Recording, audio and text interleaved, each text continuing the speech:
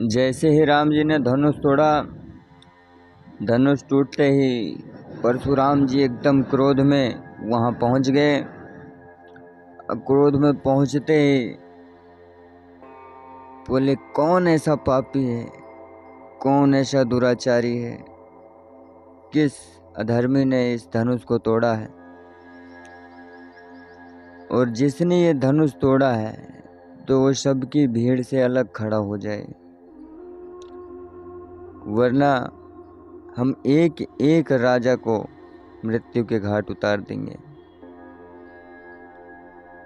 तो दशरथ जी ने कहा, जनक जी ने कहा, शांत हो जाइए ना। बुधन भंजन हारा होई, क्यों एक दास तुम्हारा, शुका कहिए किन मोहि, मुनि रिसाई बोले मुनि को ही, असेवक सो जो करे सेवकाई, करनी करिए लड़ाई।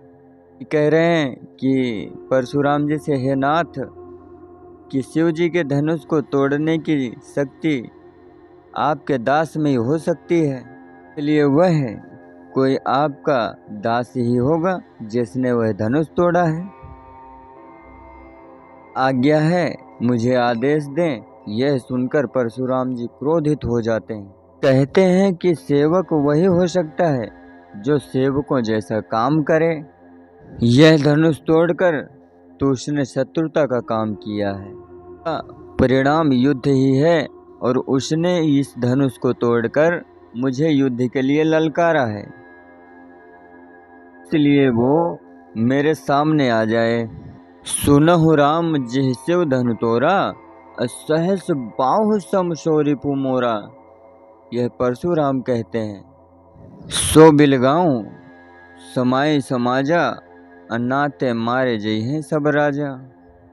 असुन मुनि बचन लखन हर्षाने, अब बोले परुष धरहि अवो माने। पहु धनु ही तोरी लरिकाई, कबहु न अस रिस कीन है गोसाई। हे धनु पर ममता कह के तू, असुनि रिसाई बोले भृगु केतु।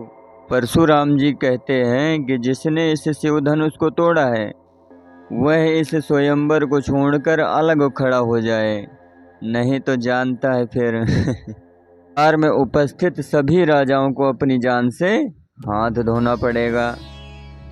परशुराम जी के क्रोध से भरे वचन को सुनकर लक्ष्मण जी उनका मजाक उड़ाते हुए कहते हैं, हे मुनिवर, हमने बचपन में ऐसे धनुष खेल खेल में तोड़े हैं, तब तो आप क्रोधित नहीं हुए। आप इसी धनुष को इतना आपको प्रिय क्यों है यह धनुष? लक्ष्मण जी कहते हैं कि आपको यही धनुष इतना प्रिय क्यों है?